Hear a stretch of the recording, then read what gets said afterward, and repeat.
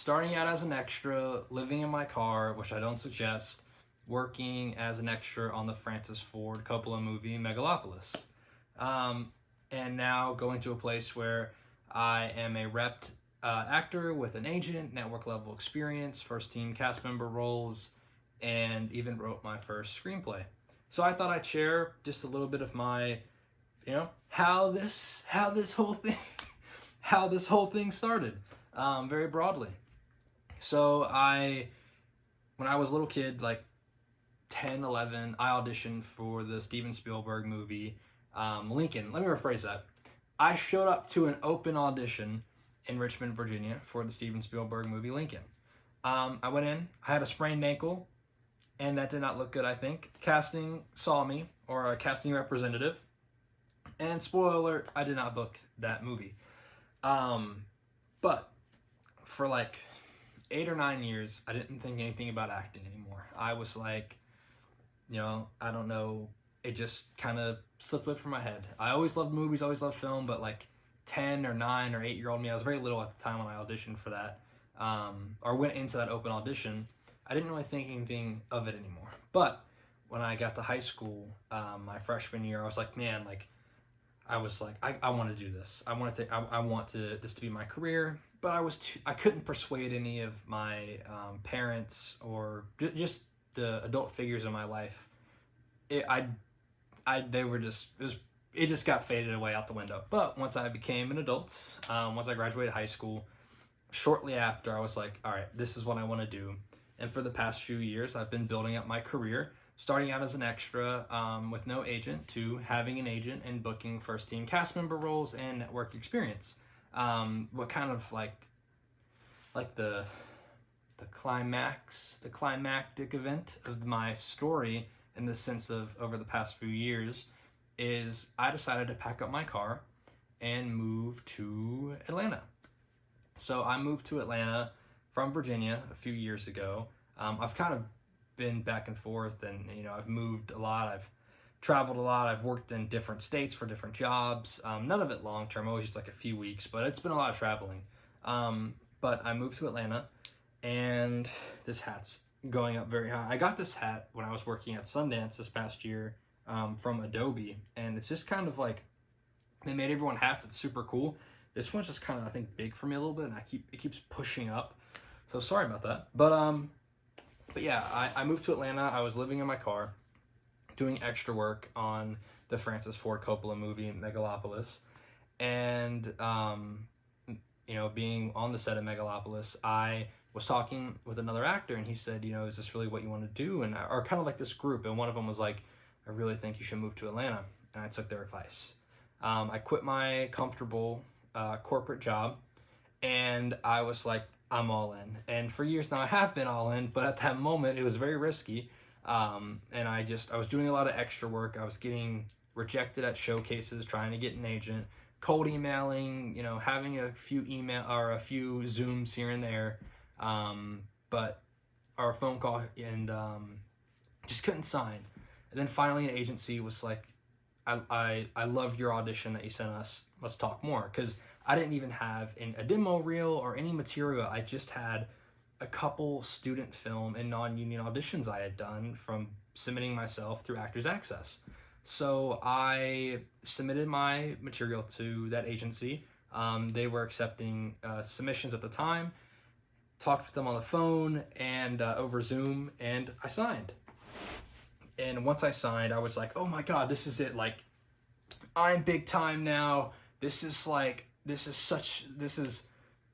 I'm going to be a series regular in 10 weeks. The typical, it's a big deal when you get an agent, and it's so hard to get an agent. It really is. I arguably say it's harder to get an agent than it is to book a job with your agent.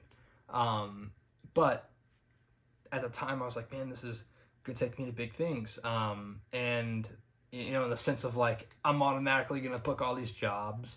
Not the case. I started auditioning, and I realized, wow, I'm not hearing anything back. I'm not booking. Freaking out a little bit. And I looked at my material, and I was like, I need to sharpen my headshots. I need to do this. I need to do that. And I got better headshots. I really tried to be more myself and be more into the character that I was auditioning for, more so than what I thought casting would want, which I still from time to time do that, which I don't think you should do. I think you should just give your own take on the script. Don't do what you think they want to see. But with that agency, I booked my first feature film a few months later. I remember getting the phone call. I was at work, and my agent called, and she was like, "You booked it," and I was like, "No way!" Well, I take that back. When I got the email and I was pinned, I was just like freaking out, like so excited.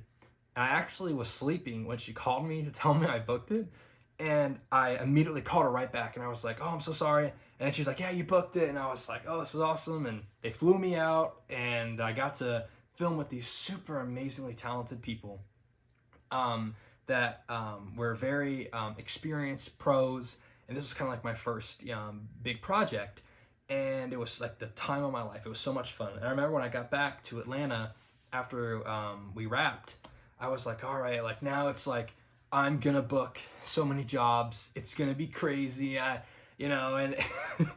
and that did not happen either.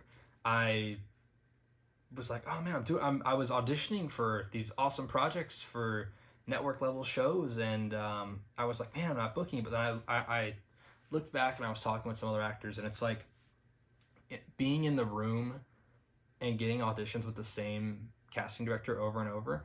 That's the win. You're building a relationship with casting for your career, and if they forward you to the producers, you're building a relationship with those producers. And so I tried to think more like that, and I started writing.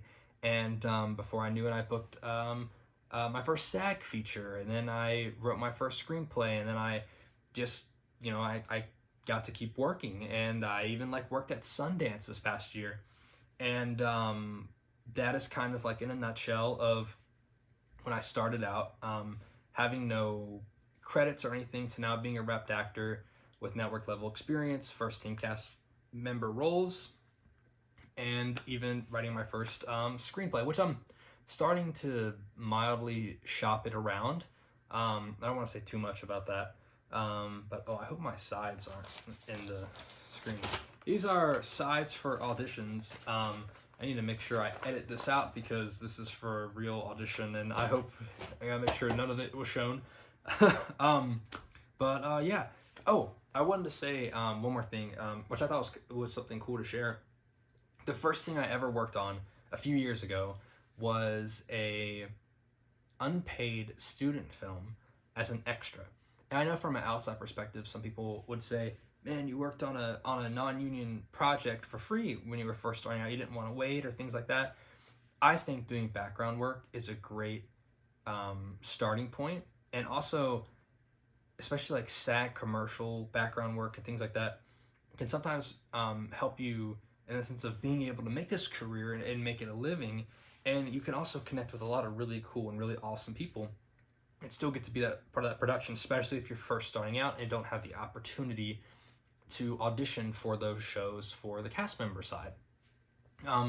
But that first time I did it, I was so nervous. It was a few years ago for a non-union